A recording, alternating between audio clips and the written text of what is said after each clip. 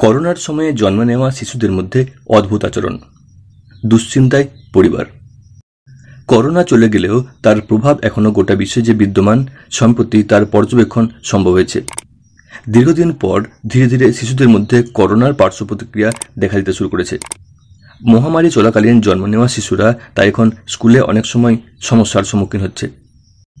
শিক্ষাবিদরা স্পষ্টভাবে এই ঘটনাগুলির মধ্যে শিক্ষার্থীদের উপর মহামারীর সময়ে তৈরি হওয়া মানসিক চাপ এবং স্কুল থেকে তাদের বিচ্ছিন্ন থাকার প্রভাব দেখেছেন। শিক্ষার্থীদের কথা বলার সমস্যা।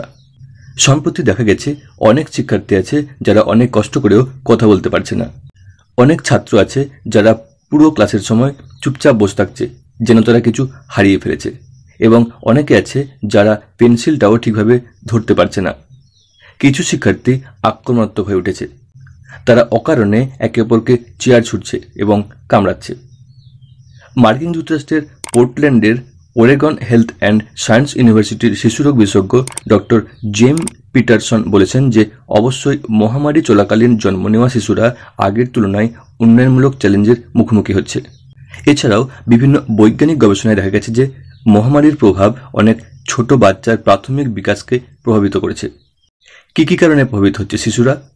বিশেষজ্ঞরা বলছেন যে মহামারী শুরু হওয়ার সময় শিশুরা শারীরিকভাবে স্কুলে ছিল না। এই বয়সে শিশুদের প্রাথমিক বছরগুলি অর্থাৎ 1 থেকে 5 বছর বয়স তাদের মস্তিষ্কের বিকাশের জন্য সবচেয়ে গুরুত্বপূর্ণ। মহামারীর সময় বদ্ধ বাড়িতে থাকা বা গৃহবন্দী হয়ে থাকার মতো কারণ ছোট বাচ্চাদের প্রভাবিত করেছে, যেমন পিতামাতার চাপ, মানুষের সঙ্গে কম যোগাযোগ, বিদ্যালয়ে কম উপস্থিতি, মোবাইল, ল্যাপটপ, টিভির স্ক্রিনে বেশি সময় দেওয়া এবং শারীরিকভাবে খেলায় কম সময়। এগুলো প্রভাবিত করেছে শিশুর হৃদয় ও মস্তিষ্ককে। অনেক ছাত্রই কথা বলতে পারছে না। ফ্লোরিডার সেন্ট পিটার্সবার্গ থেকে কিন্ডারগার্টেন শিক্ষক ডেভিড ফ্লেডম্যান রিপোর্ট করেছেন যে অনেক 4 থেকে 5 বছর বয়সী শিশুরা অকারণে একে অপরকে চেয়ার ছুঁড়ে মারছে, কামড়াচ্ছে এবং আঘাত করছে।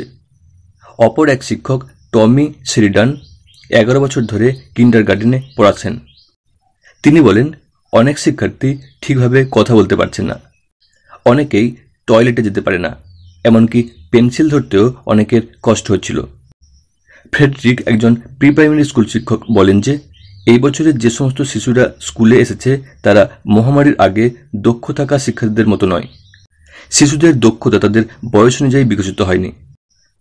স্বাস্থ্য বিশেষজ্ঞরা বলছেন যে মহামারী চলাকালীন জন্ম নেওয়া নবজাতক শিশুরা এখন সকলেই প্রাক স্কুল বয়সের।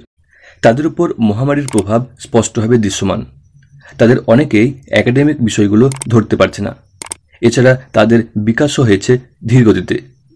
একাধিক শিক্ষক, শিশুরোগ বিশেষজ্ঞ এবং নবজাতক বিশেষজ্ঞদের সাথে সাক্ষাৎকারের ভিত্তিতে এই অবস্থানটির কথা বলা হয়েছে।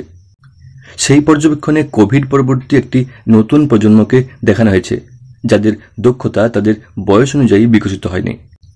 শিশুরা তাদের প্রয়োজনের সাথে যোগাযোগ করতে, আকার এবং অক্ষর চিনতে, তাদের আবেগ প্রদর্শন করতে বা সমবয়সীদের সাথে তাদের সমস্যাগুলি সমাধান করতে সক্ষম হচ্ছে না।